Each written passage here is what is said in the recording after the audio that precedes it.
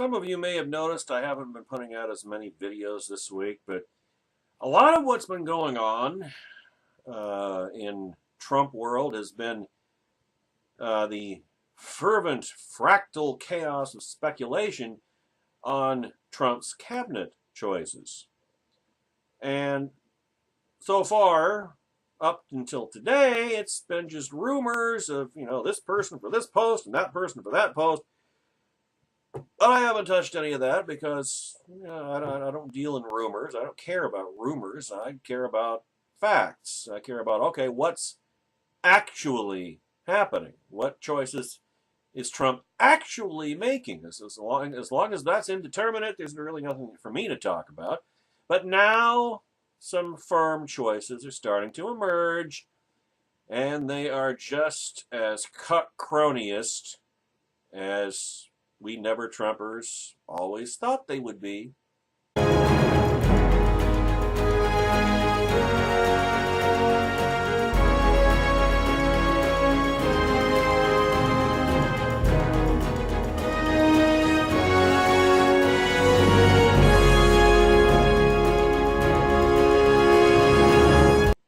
Jay Caruso does a summary at Red State this morning. Is Trump's cabinet going to be filled with loyalists only? Yes, it is! And who could have expected anything else? A first-term administration gets wide latitude with their cabinet choices. They are approved by the Senate with little fanfare, despite the usual bellowing by the opposition party. And by the way, we might not be getting that latitude, not if Rand Paul is any indication. It's different than judicial appointments, since Senate-approved nominees usually leave when the administration vacates the White House. Nevertheless, the hope is that the president-elect bases his decisions on cabinet choices and advisors based on candidates being the best option for the position. The early indication from Donald Trump is he is going to fill positions with campaign loyalists, Cuckronies, and that is an unfortunate development for him. I mean, this is a kind of way, this is an early indication of what kind of president Trump is going to be. Is he going to be the kind of president that we all said he was going to be? Corrupt, small, liberal? Or is he going to grow? Is he going to reach out beyond his loyalists? Is he going to go for the best possible people for each position, regardless of whether or not they're loyal to him?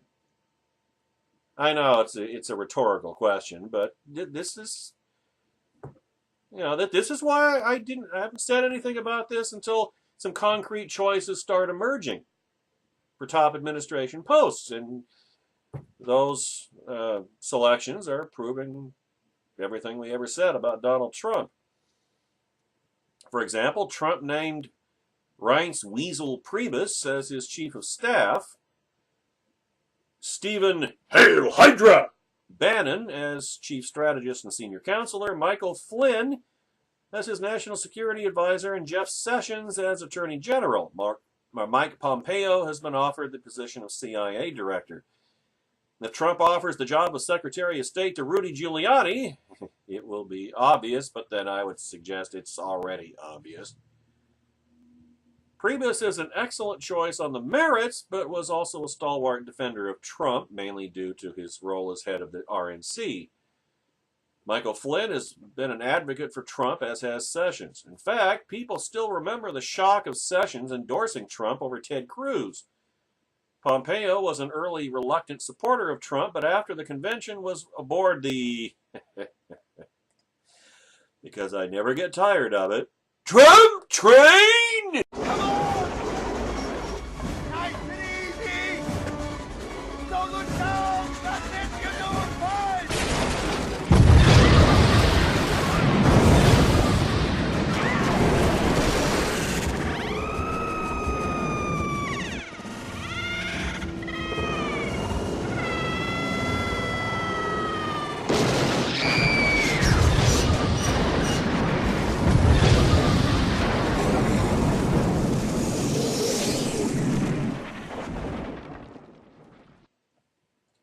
looking over Pompeo's resume, it's hard to fathom why anybody thinks he's qualified to head the CIA.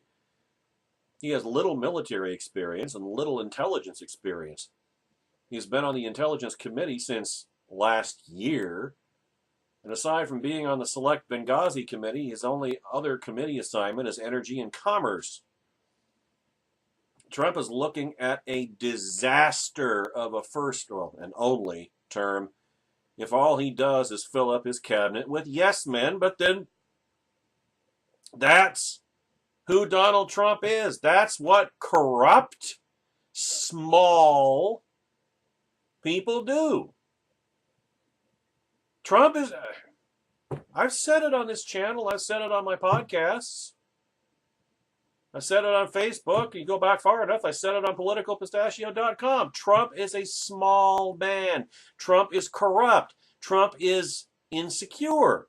His ego will not brook any challenge. He's not going to put people around himself, strong people who will go in and tell him, no, Mr. President, that's not a good idea. You shouldn't do that. He's going to surround himself with cringing bootlickers, ass kissers, all of them owning the necessary knee pads, if you know what I mean. Yes, man, sycophants, that's all he's going to surround himself with, and this is exactly what's happening. Jeff Sessions' hearings are going to be a nightmare.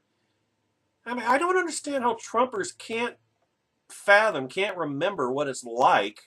And I guess it has been a long time, but I can't believe they don't remember what it's like. Of course, on the other hand, a lot of Trumpers weren't even involved in politics until the Tea Party.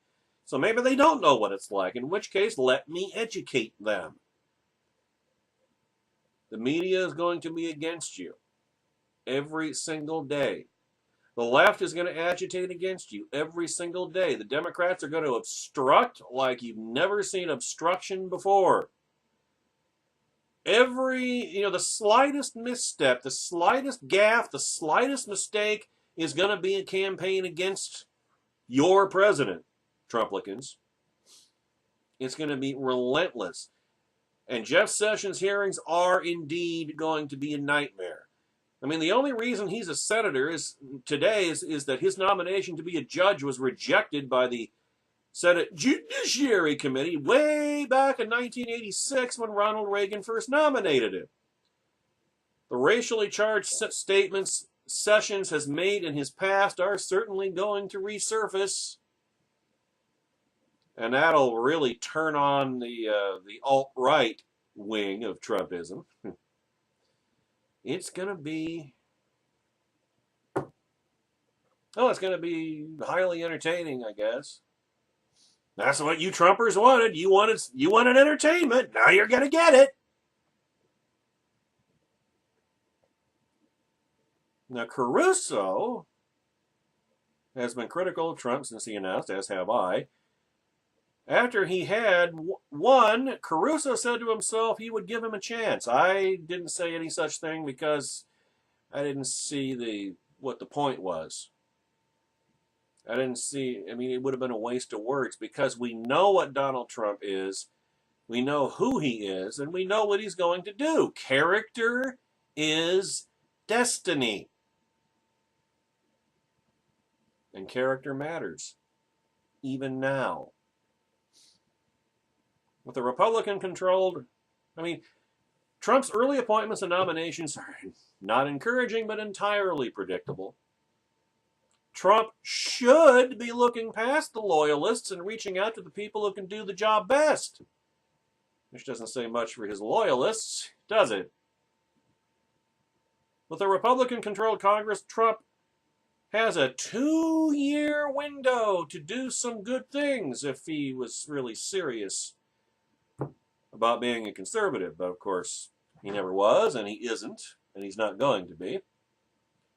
As it stands, Trump is looking at 5 to 6 difficult months of filling cabinet positions because he's choosing first from his sycophants.